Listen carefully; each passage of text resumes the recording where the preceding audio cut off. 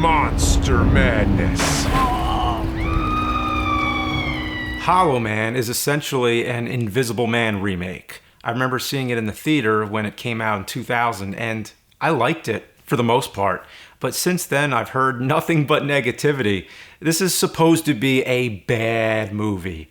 Okay, so I watched it again, and it's still pretty good. I don't know, it's not that good, it's just pretty good. I don't understand what's so bad about it. I don't care, but that'll have to remain a mystery to me. It's directed by Paul Verhoeven, who made Total Recall and RoboCop. So if you're holding it up to those standards, it definitely falls short. It's not his best work or his worst. Like I said, it's essentially a remake or a loose remake of The Invisible Man by H.G. Wells. Different characters, set in modern times, but it follows the same fundamental story. A scientist makes himself invisible, but can't bring himself back to normal. He gets frustrated, starts going insane, and that leads him into his final phase where he begins taking advantage of his invisibility and abusing his power, and even murdering people. So it's a good story worth retelling, and it asks the question, what would you do if you had those powers? I think that's what makes superheroes so popular. It's the idea of getting a power, adjusting to it, and deciding how to use it for good or bad. I think Hollow Man tells the story pretty well. It looks at the science of invisibility from a fresh modern perspective. Instead of becoming invisible all at once, it takes a while, starting from the outer skin and working its way into the body. So first you see the skin disappearing, revealing all the muscles, and then you start to see the inner organs and skeleton. I think that was a real cool idea. And the CG looks, well, creative and deliciously gory, if not convincing. But I don't see how they could have done it any other way without CG. It's really gross, so it gives you that extra dose of gore that you wouldn't have needed otherwise, but if you're a gore hound, this will satisfy you. And I'd be willing to believe that if you really made a person invisible, it might actually work that way. And it causes pain, too. I never really thought about how it would feel. It addresses other things, too, like not being able to see through your eyelids. Sebastian's trying to sleep, but the light is too bright. Even though he's shutting his eyelids, he can see through them. That's ingenious. I would have never thought of that. Imagine that if you felt like you could never shut your eyes. I'd go insane too. So this movie sure does have interesting new ideas going on. Kevin Bacon is the main character, Sebastian Cain, the one who turns invisible. And I think he's great. He's the best part of the movie. I'm thoroughly interested in his character from start to end. He has a joking, smart-ass personality to begin with, so it's believable how his personality is amplified when he becomes invisible. He plays pranks around the lab and begins taking advantage of his invisibility right from the get-go, but beginning with small steps and gradually escalates as it goes on. At first, he's totally willing to be the test subject, but then he starts to get sick of the experiments and feels like a human lab rat.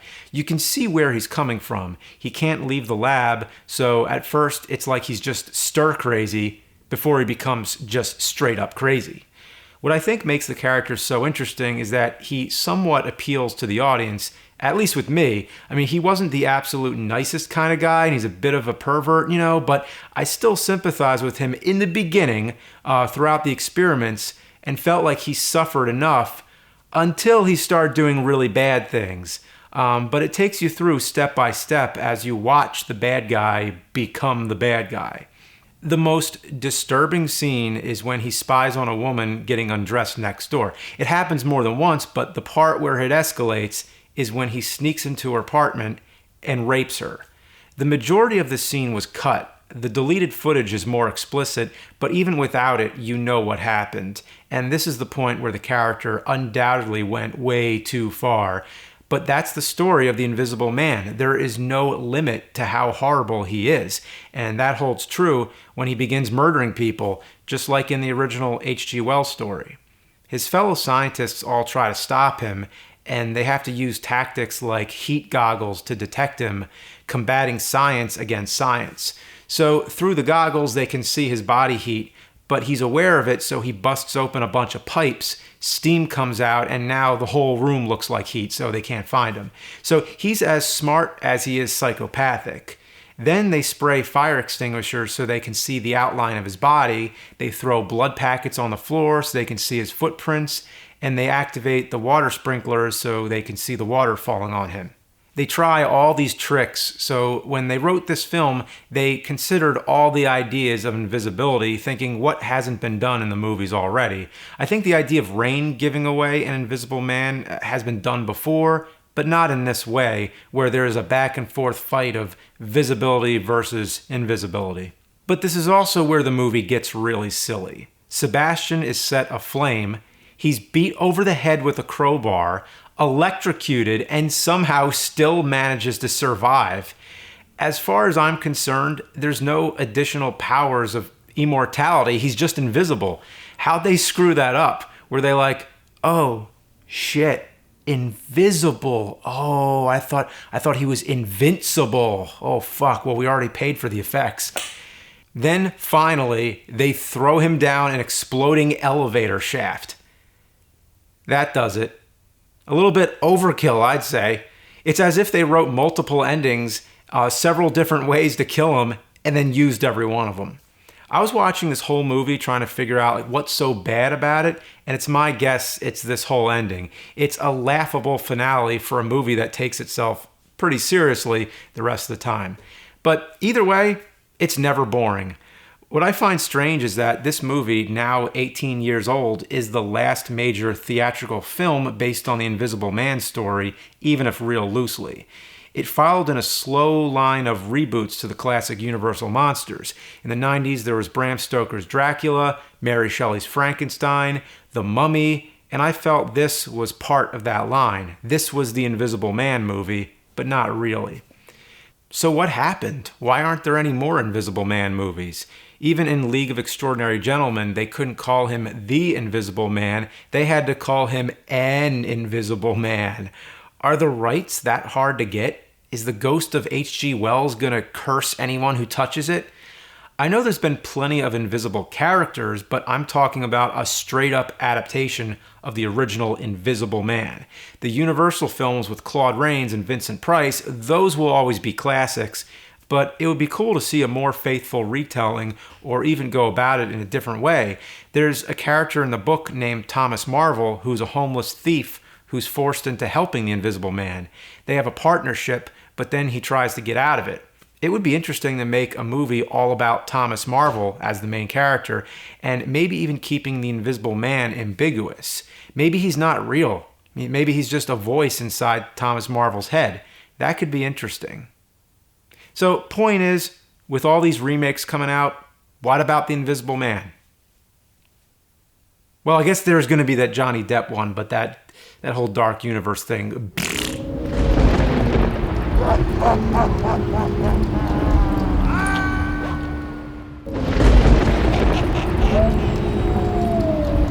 It's Cinemassacre's Monster Madness. The Psycho series. I've talked about it a bit before. I covered the original 1960 classic during the first Monster Madness in a brief and spoiler-free fashion, but now I think it's time to breeze through the whole series, giving my opinions for each one. I'm not talking about the TV film Bates Motel or the TV series of the same name, just the 4 films starring Anthony Perkins. So there's going to be spoilers. As you probably know, Psycho was directed by Alfred Hitchcock and is considered among his best work. It predated the slasher genre and brought us face to face with a type of killer that was way ahead of its time. If you've never seen Psycho, just forget the review and watch the movie. There's a lot to be said about this film. I guess the obvious is how it takes so many twists. The star, Janet Leigh, is killed off early in the movie, which was something unheard of back then. Even though I love this movie, I want to share with you a little secret. The first time I saw it, to be honest, I didn't like being thrown off like that. Once Janet Leigh, Marion Crane, was out of the picture, there was no main character. There was nothing to hold on to except for the money that she stole earlier. The money becomes the main focus, but then Norman Bates, while he's cleaning up the murder scene, presumably done by his mother, He accidentally throws the money away because it's hidden in a rolled up newspaper. He doesn't even know it's there. So think about how funny that is. It's like a joke on the audience. You think that money's going to be important? Nope. There it goes. And just when you think maybe Norman still has a chance to find it, he puts it in a car along with Marion's corpse and sinks it in the swamp. The first time I saw that, you might not want to believe, but I changed the channel. Yeah, the movie lost me. That was the point where I just thought, okay, I'm done with this. Now I'm kicking myself in the ass for that. But what's really strange, somehow I ended up switching the channel back just in time for the final scene, and I was pretty confused. Norman's mother is a skeleton. Norman's wearing a wig. There's another woman who looks similar to Janet Leigh. What's going on here? So time passes by, and I keep hearing this movie's such a masterpiece. So I rented it probably when I was about 15. I watched it all the way through and loved it. Sometimes it just depends on your mood, but it's kind of interesting how I spoiled the ending for myself and still found myself in suspense as the story unfolded and took so many turns. The money really has nothing to do with anything. In the grand picture, it's all about Norman and his mother, but the money is what gets the plot started. It's something the characters care about, but it's insignificant compared to all the other stuff that happens. The money, or whatever object it is in these movies, Hitchcock called the MacGuffin. The money is what gets Marion to hit the road and to stay at the Bates Motel, to meet Norman Bates, and that's where the film really starts. After Marion's killed, her boyfriend, Sam Loomis, the same character name as the doctor in Halloween, comes to find her along with Marion's sister, Lila. Things get tense when they suspect Norman of killing her, and the funny thing is that they're right. But not for the reason they think. They think he wanted her money, which would have made perfect sense, but Hitchcock chose to show us what really went down. We feel like the all-observing eye. We know that Norman had no clue the money was even there, and it drives us nuts. The scene when Sam is interrogating Norman in his office, it made me feel frustrated. I wanted to jump into the movie and say, hey, that's not what happened. However, as an alternative, it's interesting to watch the movie after Norman hides Marion's corpse. So if you start it just as Sam and Lila begin investigating her disappearance, that way you can view it as a mystery which unfolds. And it's just another interesting way to look at it. Of course, Norman's played by Anthony Perkins. Fantastic performance. It never seems like he's acting. He's just being Norman. He seems like a kind, genuine, down-to-earth guy who's probably real lonely, but then he turns out to be a total lunatic. So most of the slasher films that followed had their killers masked and without speaking a single line. This was different. You get to know Norman closely, making him so much more complex. So at first you're thinking the mother is the killer, but at the end when you realize it's Norman, the mother's dead, and Norman thinks he's the mother. It was such a mind-blowing concept back then in 1960. They had to have a psychologist come in at the last scene and explain it all. Nowadays, I think that scene is unnecessary. I think modern audiences would get the idea Norman had a split personality disorder. So if this movie has one weakness, I'd say it's that last scene. You could lose it. Now, let's talk about Psycho 2. You would think it would be bad. Those were my assumptions. It was released only a few years after Hitchcock died. It would seem to me that was disrespectful. I would bet he'd never approve the idea of a sequel. There's a 23-year gap since the original. They filmed it in color, and it seemed like a cheap way to cash in on the newly popular slasher genre, which the original Psycho was a precursor to. Now it would fall into the very same cliches, ripping off the rip-offs of itself. To add insult to injury, the author of the original novel, Robert Bloch, actually wrote a book of Psycho 2 before the movie, which was unrelated. It was a satire of Hollywood and made fun of the slasher genre. Apparently the studio hated the book, so they had their own script written, which was completely different. So the point is, this whole thing seemed like it would be a disaster. But holy shit, it's actually a good psychological film, thanks in most part to Anthony Perkins. In the 23 years since the original, he seems to have grown into the role and understands the character more than ever. The plot goes like this.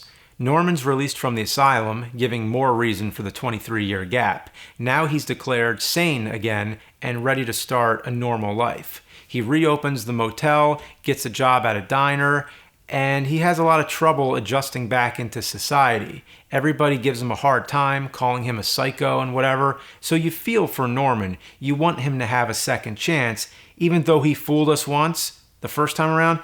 He now seems like he's moved on from his past and is not the same person as he was before. But people keep pushing him, and it gets even worse when Lila returns. She obviously can't forget her sister was murdered, and she's willing to do anything to get Norman locked up again, even if it means framing him. So she goes through all this effort to trick him into thinking his mother's still alive to deliberately set him off again. And as things progress, you start to wonder, is Norman really losing it again, or what's happening? So you get to watch his sanity decline all over again and go on that psychological roller coaster ride, experiencing all the suspense and twists that you'd hope for. It doesn't match the original, but it's still a surprisingly worthy sequel. Psycho 3.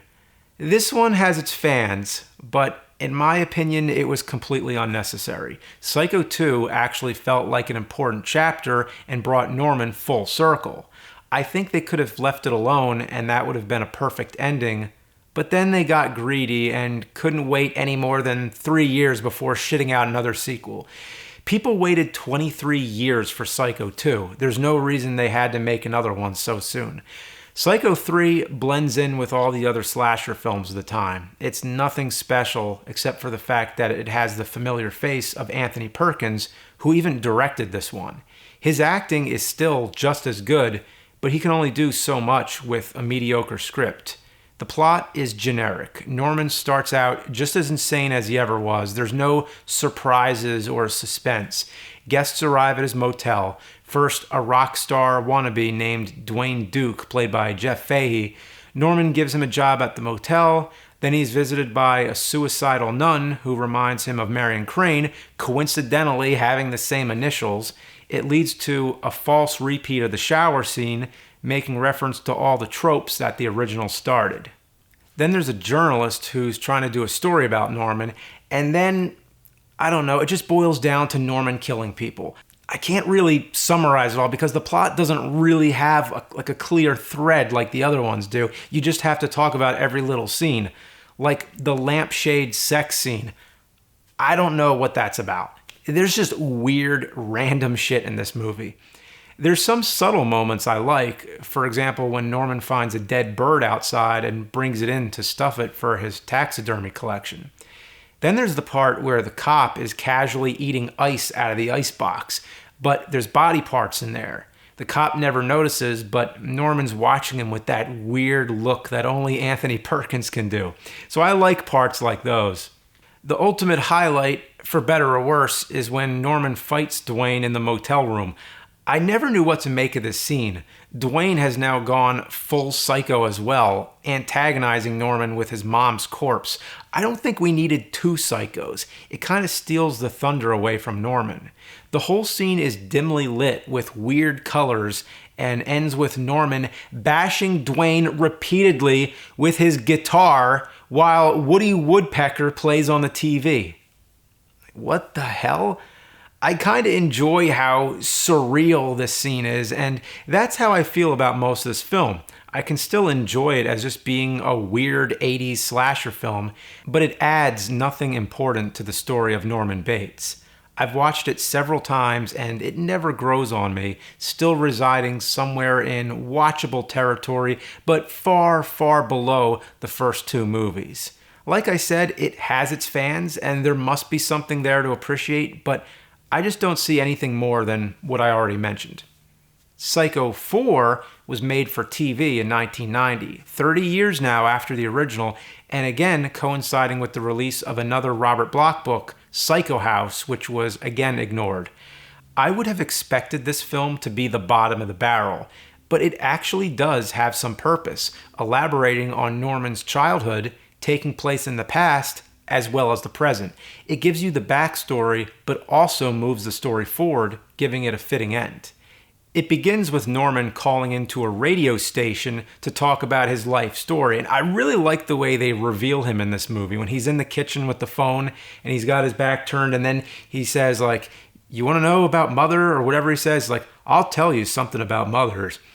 And this whole idea of calling into the radio station may sound like a dumb concept, but you have Anthony Perkins narrating and he sounds so committed to what he's telling. His voice serves as a memoir for his character and a final farewell. He tells of all his experiences with his mother as a child, and it's more disturbing than you'd imagine. I mean, he even has like this weird, almost sexual relationship with his mother. I mean, this movie isn't afraid to go there. You might think it's unnecessary to reveal too much about Norman's past, but I think it pays off. It does it in a very fast-paced, efficient way. It jumps to all the most important events strung together with Norman's narration. So it keeps momentum. And in other situations, this might have been sloppy or might not have given enough time for the scenes to breathe. But Anthony Perkins holds it all together. So it's kind of like this, like almost cliff notes of Norman's life. So Anthony Perkins is totally in command here. So I think this was another surprisingly welcome addition to the Psycho franchise. It expands on the lore, it gives us more insight into Norman, and is thoroughly entertaining. Honestly, I think there's something in all of them. I think it's worth watching the whole series. And if I were to rank them, I'd put the original way up on a pedestal with Psycho 2 underneath, then Psycho 4, and then way below all of them I'd put Psycho 3. Though none of them are dull.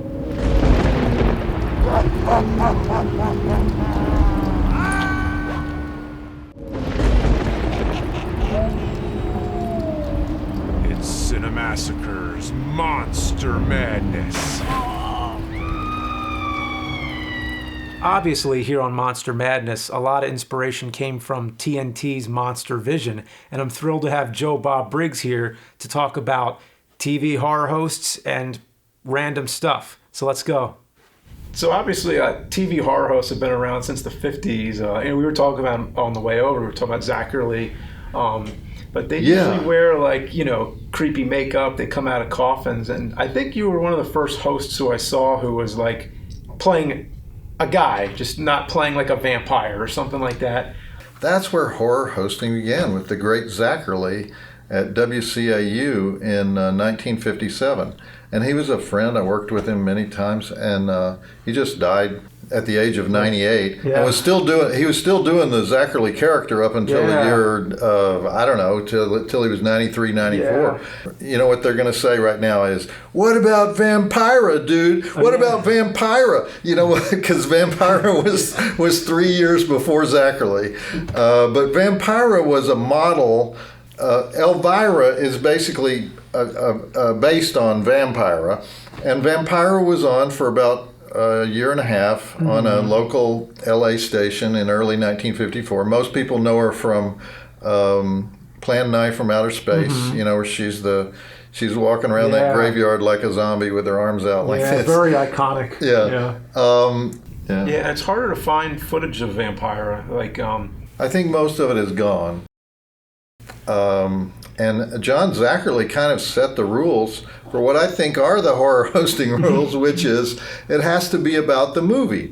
Even though he was goofy and he wore the Dracula thing and he had all the props and he would have a cauliflower and he'd make it into a brain and make it all bloody and everything. But it was always about the movie. He integrated his stuff into the movie.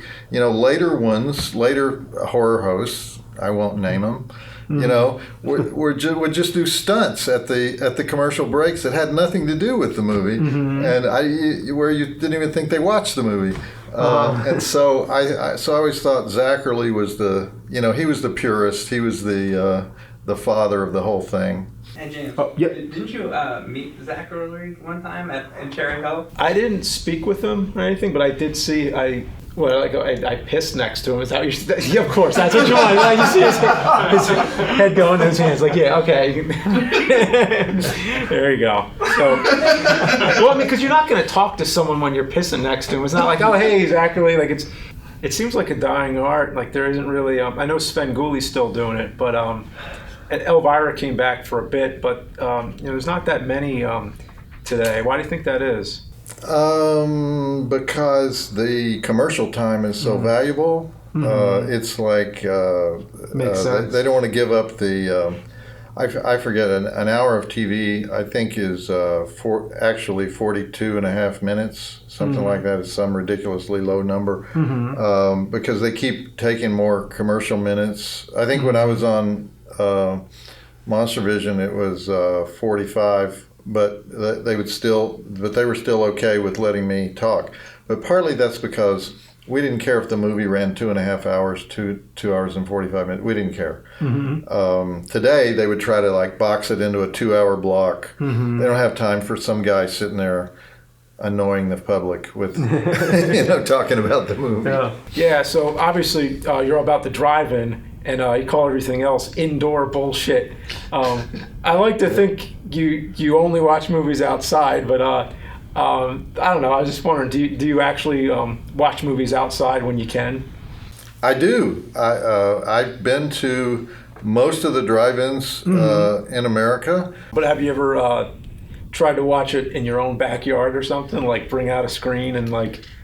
I've never done that because I'm not a do-it-yourself guy. But I've been invited to things like that, and it's difficult. And I've definitely tried the do-it-yourself thing a few times, and I know I have a friend who he tells me all these hilarious stories about how he'd set up his own screen outside, but there was a street light that would put a glare on the screen, so he had to figure out how to get the street light to turn off.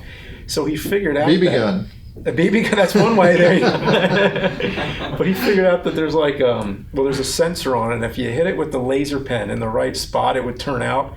And he was like getting up on his roof and trying to like just get that laser pen to turn out the light, and he couldn't get it. So then he got a stick with a box on the end, and he covered up the light with it, and he's watching the movie, and then a police officer comes over and is like, "Hey, we're gonna have to ask you to take that off this."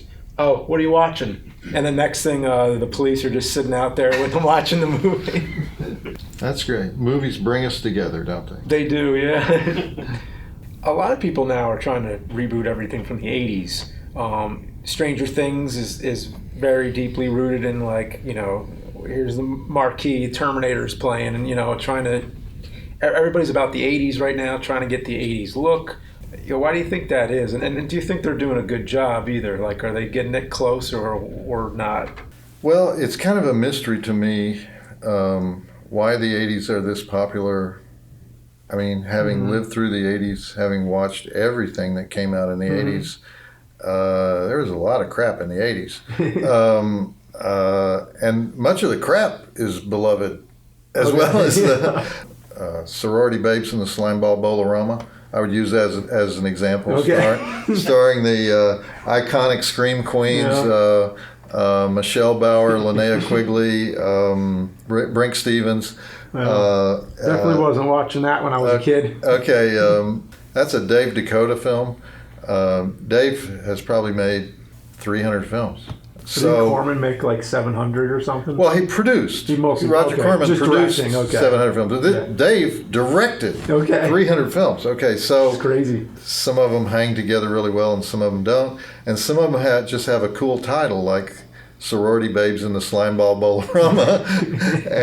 and so they enter the popular culture because everybody watches them. When networks buy movies, they go to the film market, and they say, we want these 2 movies. And the distributor will say, I'll sell you those 2 movies if you buy these other 40. And so they come back and they got this bag of movies. We have 42 movies. We only like 2 of them. And so the others would be on my show. Okay, so we had this West German sex comedy in the years when there were 2 Germanys, East and West. Well, there was no such thing as an East German sex comedy, but they called it the West German sex comedy, and it was called She's 19 and Ready. Okay. And she wasn't 19, she was more like 45, and she wasn't ready, and you didn't really want her to be ready, but she's 19 and ready. No matter how many times we would show She's 19 and Ready, it would get this huge rating. Everybody wanted to see She's 19 and Ready. So it's like, it was a title literally carried by its title, that was so perfect that that millions of people saw it, and millions of people saw Sorority Babes in the Slime Ball Bolorama because there's not even a slime ball. I always wanted to ask Dave Dakota, who's the slime ball? There's no slime ball. The monster is an imp. In fact, it may be the only movie I know of where it has an imp monster. It's a jive-talking imp monster. So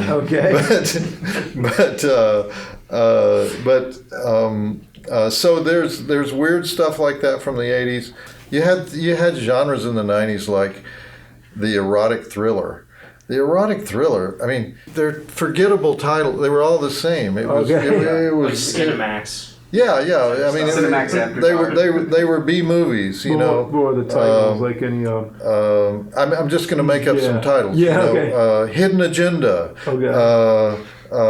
Like really generic. Woman of Dishonor. I mean, they all had these. Something. Seduction. Yeah, basic seduction, inner seduction, secret seduction. It was just one after another, after another, after another. The erotic thriller. If you looked at the origins of them, it goes back to the novels of James M. Cain in the 20s and 30s. Things like The Postman Always Rings Twice, and like all the noir stuff. Yeah, they're basically they were a cheap version of noir. But they always had hot women who were evil, hot evil women. Now, see that was taken over by Lifetime Network later. When Lifetime Network figured out that women didn't want to see aspirational women as heroines, they wanted to see mean, evil bitches. And so all the Lifetime movies, kind of took over the role of the erotic thriller. She's 19 and ready to kill. Yeah, exactly. There you go. Exactly. Do you think of like the movies like in the 2000s, like Saw, and those like kind of torture type movies and stuff like that came out? I thought they were really good, but I thought that some of them would have been better with a lower budget and less reliance on effects. For example, the Texas Chainsaw Massacre remake, which was very good. I mean, it was well acted. Harley Ermey was awesome. It was well told. It was well written. It was too slick. It was just too slick. That's true. It did not have the gritty, that gritty maniac feeling that the original had. The crews don't come from the world of horror, and they're working on horror films. It's true, They're making it too pretty. I heard that you had a part in Texas Chainsaw Massacre 2, but it got cut. What was the role, and why did it get cut? When they were making Texas Chainsaw Massacre 2, they tell Tobe Hooper, the director, hey, here's that guy that writes all the stuff about Texas Chainsaw Massacre. And so Toby says, get over there with Kit Carson, the screenwriter, and write a couple of scenes for yourself where, you're killed by Leatherface, where I basically play myself coming out of the movie theater, and when Leatherface is on his Texas OU weekend rampage, he kills me. And there's more to it than that, but that's basically what it is. And so I have a kill scene, and so 2 weeks before the movie comes out, Toby calls me and he says, I feel really bad. Canon Films is cutting the running time on the movie, and they want to take your 2 scenes out. And I said, oh, that's really surprising, Toby, that the 2 scenes you said write and attach to the movie at the last minute after you've already started filming would be unnecessary in the final cut, And so I said, that doesn't surprise me at all, Toby. That's fine, But he says, I feel really bad about it. I feel really bad. They put the 2 scenes on there as one of the extras, one of the DVD extras. So they're out there somewhere. People play monsters and they're always in the suits, like actors who are not recognized. It's kind of nice to see them get acknowledgement after all this time. Do you feel like finally a lot of these people, people have played Michael Myers, that they're finally getting, recognized? Doug Bradley became genuinely famous as Pinhead. Who knows the names of the other Cenobites? I mean, weren't there like 4 Cenobites in Hellraiser? Yeah, I've always thought the other ones were a little more interesting, to tell you the truth. Yeah, but the only one we know is Doug Bradley Yeah. because he kept coming to the conventions and putting on the makeup. And I think I first watched that movie and I was like, oh, there's more of these things. This is awesome. you know, the first Jason is a guy named Ari Lehman. And for some reason, when I go to a horror convention, he's always at the next table. I don't know why. They always put us side by side. So I've talked to Ari a lot. Yeah. Ari has a band called First Jason. And so That's awesome. And Kane Hodder has been Jason many more times than Ari has been. But as Ari says, I will always be First Jason. Kane. Yeah. But all right, well, thanks for joining us. That was awesome. So, we've, doing Monster Madness for so long. MonsterVision's been such a huge inspiration, and I'm sure this made a lot of people happy. So, thanks for coming by. All right, thanks for having me, James. This was great.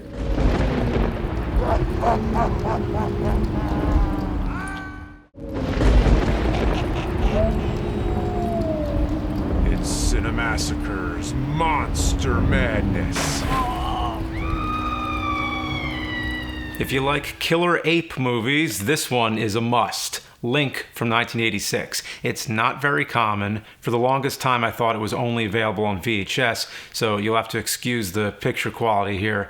But just after it was too late, I realized it's also been released on DVD, though it can exceed $100. So good luck with that.